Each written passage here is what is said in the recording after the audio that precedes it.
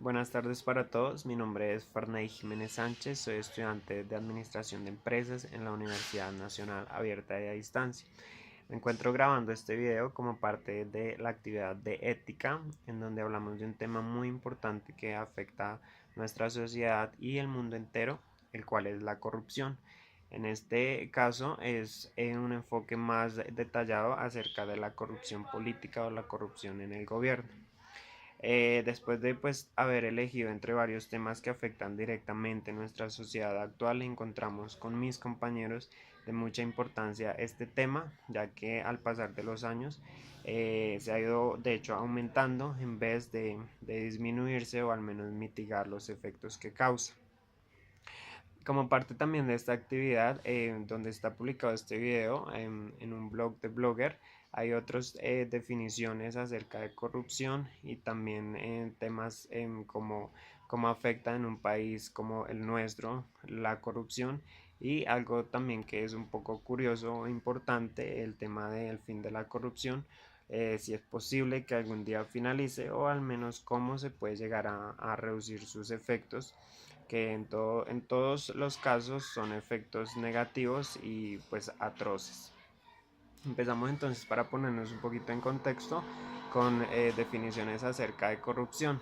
Entonces decimos así: la corrupción es una especie de atracción que anima psicológicamente al ser humano a hacer cosas para obtener ganancias personales, ya sean en especie, monetarias o de cualquier otra manera, dependiendo pues del interés del individuo, pero sin importar el medio para su obtención. Obviamente, cuando hablamos de corrupción, hablamos de los métodos que son ilegales.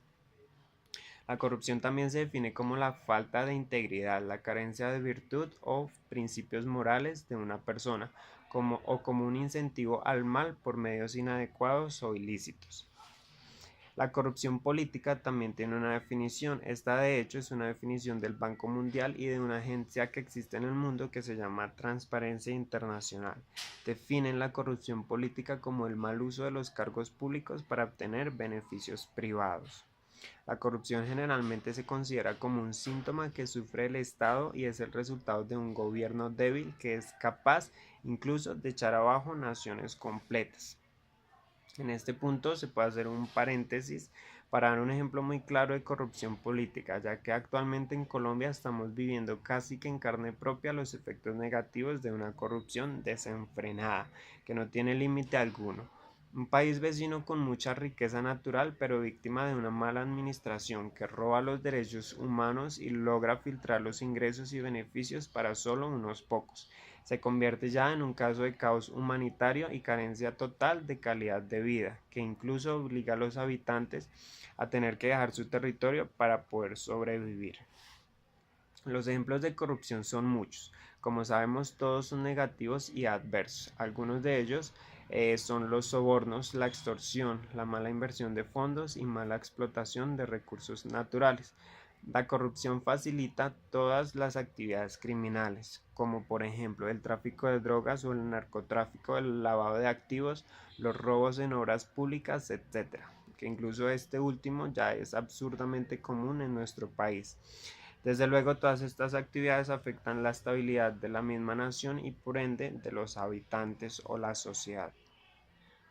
La corrupción es un fenómeno global que no hace excepción de gobiernos. Se encuentra de una u otra forma, ya sean países democráticos, socialistas o comunistas, países en vía de desarrollo o desarrollado. Al ser este un fenómeno global, siempre figura como tema en todas las cumbres internacionales y las acciones para eliminarla parecen ser ineficaces, pues ya por su gran magnitud.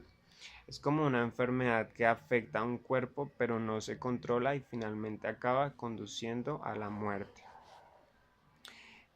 Algo que me pareció muy importante fue una encuesta del Banco Mundial que revela que la corrupción como en la fecha, o sea, actualmente, involucra a los responsables de hacer las leyes, responsables de ejecutar las políticas y leyes de la nación, lo que significa que los políticos o los burócratas están involucrados principalmente en la corrupción.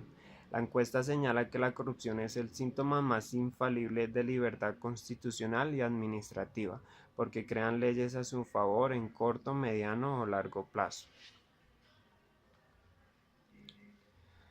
el tema ya de eliminar o el fin de la corrupción requiere una supervisión sólida de los parlamentos, un sistema judicial eficiente, agencias privadas de auditoría y anticorrupción que sean independientes y con los recursos adecuados, la aplicación de la ley energética, transparencia en los presupuestos públicos, ingresos y explotación de bienes, así como espacio para los medios independientes, o sea, de una sociedad civil y no solamente los privados.